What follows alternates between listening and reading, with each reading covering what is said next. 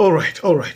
Sipano nkhani sipano iku yandikilano kuja kumene akuluakulu okhaokha afuna sipano athibulane akuluakulu okhaokha tona sipano chifukwa zimaoneka zoti ma Americans, ma Russians, ma chanchani ma Chinese amafuna atakumana ndi kuthibulana koma amaopana komanso kumbali inaso amapatsana ulemu. Penepo timvane fa panopa tingolekeza ngati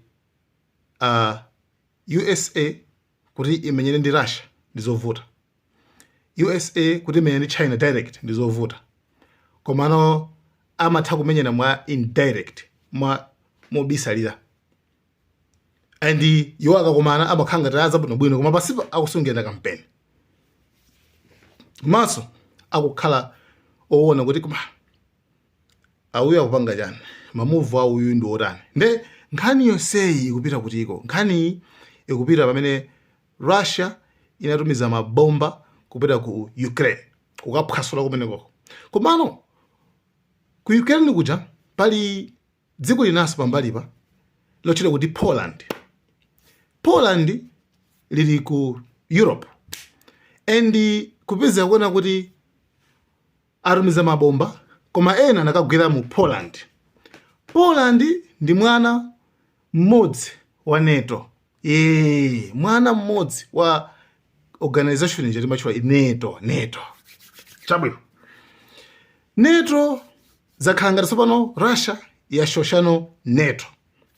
Nangase apa Ukraine, remember kuti Ukraine akuyiphwanya chifukwa chino kuti Ukraine ikufuna ijoine NATO. Ndakuyiuza kuti iwe usunga joine. Ndakuyiphwasula iwe majapo. Chifukwa Putin sakufuna NATO ikhale mbali mwa dziko lake. Therefore, zikupeza kuona kuti Putin pokaphwasula Ukraine akagwesera mabomba mu dziko lija la Poland kupeza kuona kuti yayi apa mmene zililimu makuti basitu themwe kuitanitsa meeting ya NATO. Tabwerani kuno pali nkhani pano, bwerani kuno pachitika zakuti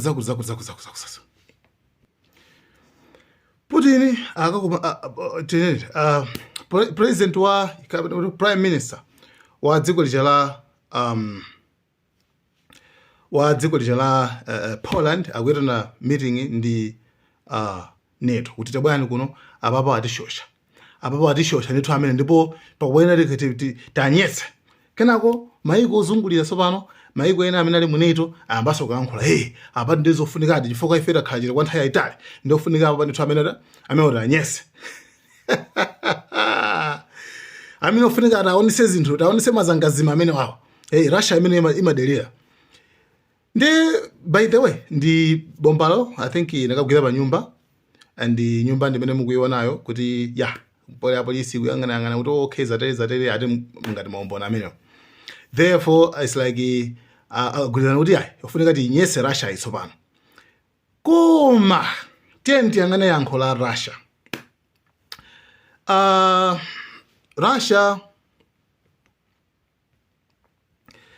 Russia yena kuti yani pankhani zonsezi. Russia yena kuti mukambazo ndimbwerera.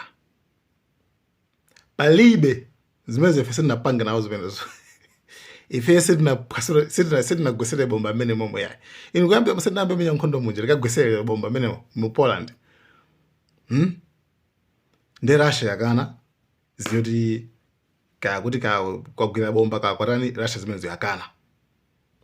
And yawo zilari kuna kuti musayambe zineti zimenezo mukamba zonsezo ndi ma myth ndi ngati amati zikhulupiriro zabodza. Ndi zabodza zonsezo mupangane nazo akuluakulu. Ife sitinapange zimenezozo.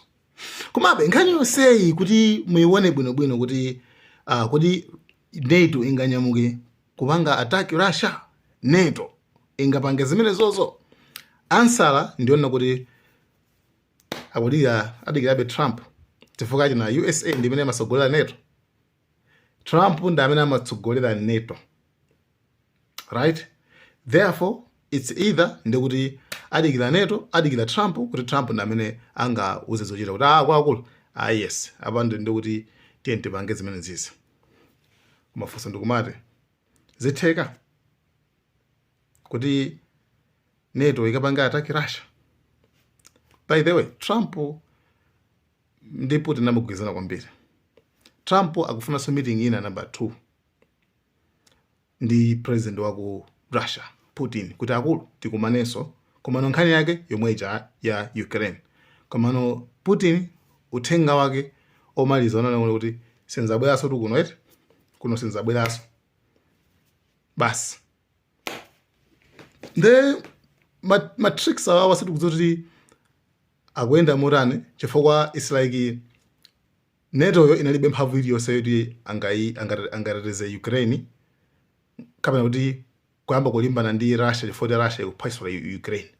NATO sinakapanga zimenezo zoyambirira chifukwa si member okhazikika, right?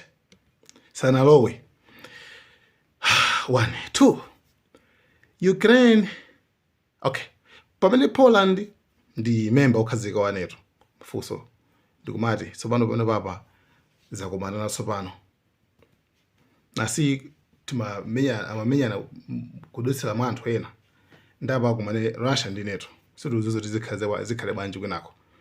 By the way, USA pamene ikulimbana ndi Venezuela chulinga chene chene kwambiri ikulimbana ndi China komanso Iran chifukwa Venezuela ndi anzawo ma allies a China komanso Iran. Moti Venezuela inali ndithu ku China kumakambirana bwino kuti tipange bwanji.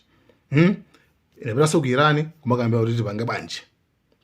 Pamene USA ikupanga zimene zizi. USA ikupangira dala zimene zizi zopanga attack chanchana akupangira dala. Fwa kuzoti ndikamenya mwana wako uyu ndoti nawe kumene koko udziwa zoti mwakuti.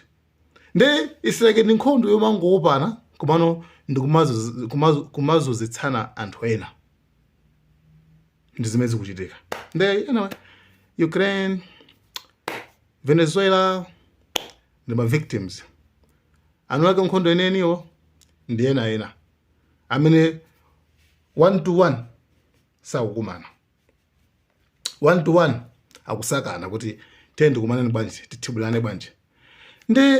Nde tione kuti zikhale bwanji pamene Germany ndemanga yake pa nkhani pa issue iyi yatipo chane. Germany yatumiza message yake clear kuti Russia izizizi apangira dala kuphwasula Poland ayambira dala ayipangira dala Germany mene.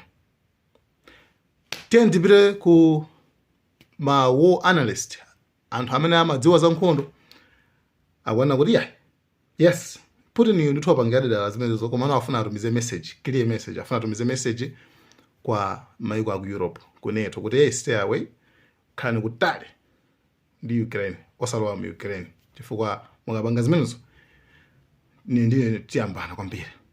Nde pano zili apa mukhala pompo kuti update zikupatsani mbeni kuti tuone kuti kutsogolo zikhale morani. Pano tukamba pano za Russia versus NATO.